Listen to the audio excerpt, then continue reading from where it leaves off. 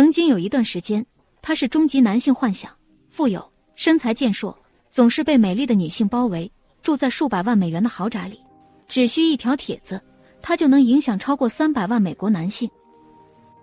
人们称他为 Instagram 之王，成功男性生活方式的化身。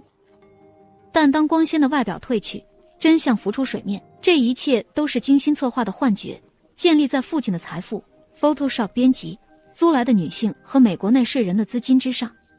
那么，丹·比尔泽里安到底是谁？是自我成就的成功者，还是社交媒体时代的一个失误？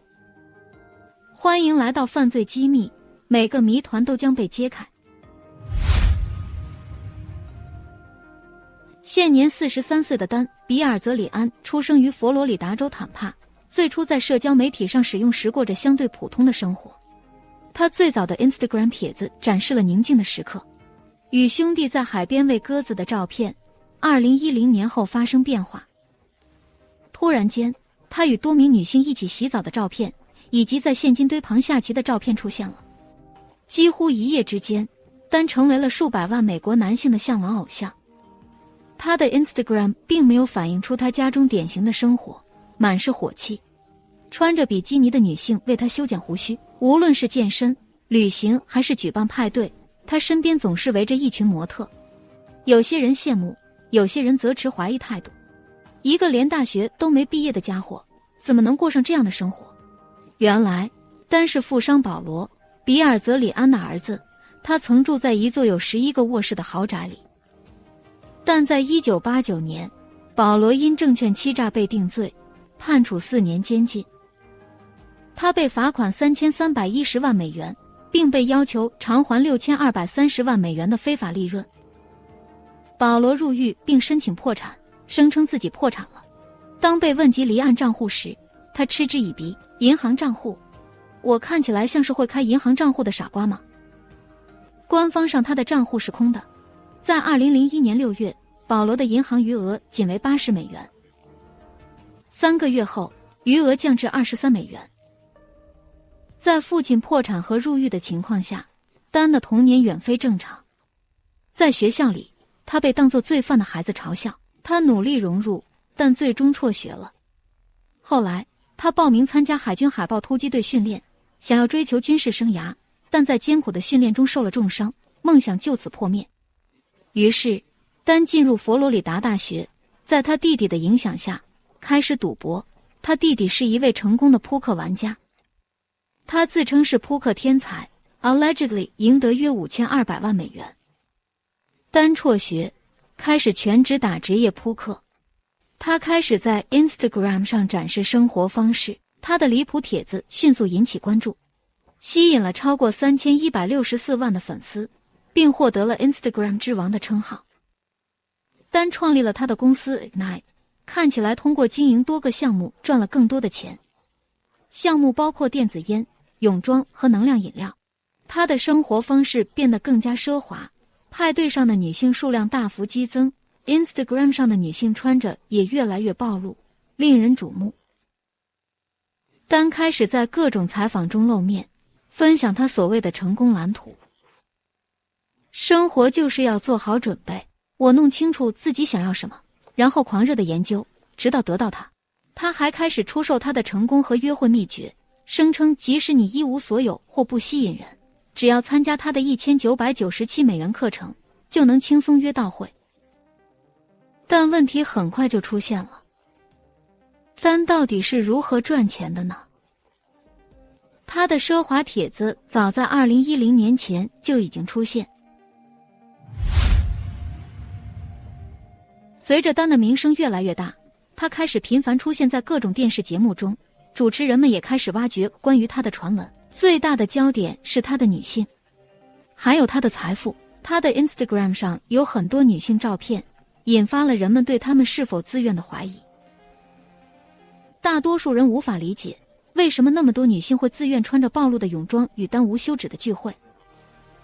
一些观众甚至指出他们的表情看起来不自然，就像是在摆拍的照片。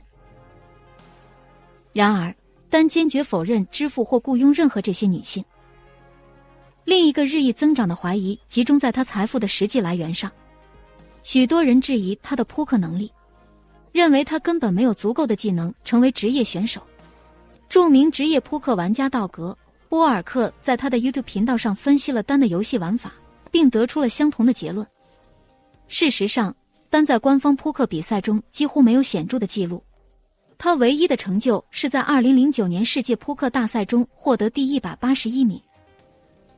也许是意识到对他扑克技能的审查，丹后来表示他并不是通过官方比赛致富的，而是通过与富有的朋友和熟人进行私人高额游戏。即便如此，这种解释仍然引发了怀疑，特别是关于丹是否秘密继承了父亲保罗·比尔泽里安的财富。事实证明，法庭记录证实保罗为他的儿子们留下了近1200万美元的信托基金。丹将在30岁时获得访问权，这恰好是在2010年，正是他在 Instagram 上的生活方式发生巨大转变的那一年。当被问及信托基金时，丹承认它的存在，但拒绝透露具体金额，声称他目前的大部分财富都是自己创造的。除了对他财务状况的猜测，丹一直被争议包围。生活在一个充满多巴胺的派对和扑克的世界里，他的道德观常常显得与现实脱节。他因在夜总会袭击一名女性而被起诉，臭名昭著的在一次拍摄中将成人影片女演员贾尼斯·格里菲斯从屋顶推下，导致他扭伤了脚踝，甚至因在机场被怀疑制造炸药而被拘留。然而，最终揭露丹·比尔泽里安的人并不是外部人士，而是内部的人。实际上，是丹自己创办的 Ignite 公司的总裁。在创立 Ignite 时，丹将总裁职位交给了一位经验丰富的高管。2019年11月，他任命了库尔蒂斯·赫弗南，一位拥有全球企业背景的资深高管，来领导公司，希望将其发展成一个强大的企业。库尔蒂斯检查财务报告时，发现现实与预期差距巨大。Ignite 正在亏损，报告显示损失高达4800万美元。尽管面临严重财务危机，公司仍坚持在一个关键领域投入更多资金，市场营销和广告。经过仔细检查，库尔蒂斯发现这些营销费用实际上是用来资助丹·比尔泽里安奢华生活方式的。丹一直在用公司的资金支付个人开支，如每月租金、私人飞机租赁，甚至奢侈品如保险箱和床架。而在社交媒体上不断围绕丹的那些女性们也是在进行摆拍，尽管丹坚称这些女性是被他的自然魅力吸引，愿意和他一起聚会，真相是她们是被高薪聘请来拍照的专业模特。根据彭博社的报道，丹在巴哈马仅在少数几次模特拍摄上花费了约11万美元，为了让一切看起来毫不费力。这一情况在2020年爆发，当时 Ignite 在加拿大证券交易所上市。审计员开始向柯蒂斯询问公司资金如何被用于明显的个人开支。柯蒂斯找到了丹，建议减少个人开支，首先是搬离他那栋昂贵的房子，这也是公司最大的开支。但丹拒绝了，表示我已经计划好在这栋房子里举办夏季泳池派对，所以搬家绝对不可能。他甚至指示柯蒂斯告诉审计员这些开支是公司的合法市场营销费用。柯蒂斯拒绝撒谎，但在他采取任何正式措施之前，丹第二天就解雇了他。公开场合，丹声称柯蒂斯无能且懒惰。私下里，他散布谣言称柯蒂斯有毒瘾。作为回应，柯蒂斯对丹提起了错误解雇和诽谤的诉讼。他还公开了自己的指控丹挪用公司资金以谋取个人利益。一旦这个故事被曝光，点燃公司的股票暴跌。在2019年1月，点燃公司的股票价值为 2.50 美元。到2020年10月，丑闻曝光后，股票已跌至仅28美分。虽然价格最终显示出复苏的迹象，但大业公司很快面临新的危机。美国证券交易委员会对公司内部涉嫌收入欺诈和会计操纵的相关指控展开了全面调查。在对丹·比尔泽里安进行调查后，福布斯杂志毫不留情。这本著名的商业刊物对他进行了严厉批评，称他将自己创办的 Ignite 公司当作个人提款机。更令人愤怒的是，他花费的钱不仅仅来源于公司收入，还包括了纳税人的辛苦钱。经过验证， Ignite 通过薪资保护计划获得了超过100万美元的政府支持，旨在帮助经济低迷期间的小企业渡过难关。在卡特斯赫弗南揭发后，丑闻曝光，公众对丹·比尔泽里安的看法一夜之间发生了翻天覆地的变化。曾被年轻人视为终极男性偶像的丹，迅速被视为一个骗子，甚至在评论区被嘲笑为社交媒体的幻影，令人失望。如今，丹几乎不再活跃于 Instagram， 据说他过着安静、低调的生活。但比尔泽里安本可以听从卡特斯的建议，他本可以重组公司，实施道德商业实践，挽救他的帝国。但相反，他忽视了警告，付出了代价。为什么？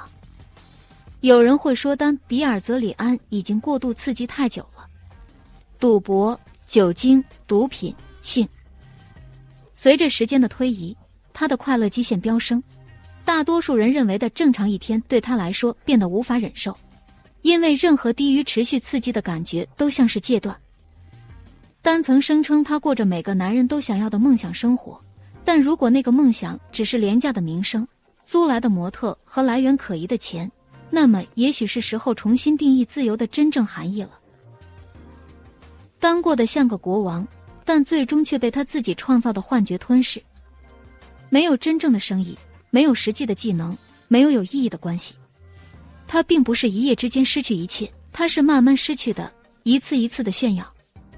现代社会创造了一代崇拜虚假偶像的人，丹不是第一个，也不会是最后一个因为出格而受到庆祝的人。但每一个自称为阿尔法的人的真相都是一样的，他们的整个帝国都是建立在沙子上的。当风向转变时，城堡就会崩溃。但比尔泽里安无法应对普通的生活，因为虚假权力带来的多巴胺冲击成了他的上瘾。他像瘾君子一样，失去了所有的尊重和声誉，最终也失去了自己。你对这个故事有什么看法？在下方留言。如果你喜欢这个视频，别忘了点赞和订阅，这样就不会错过下一个视频。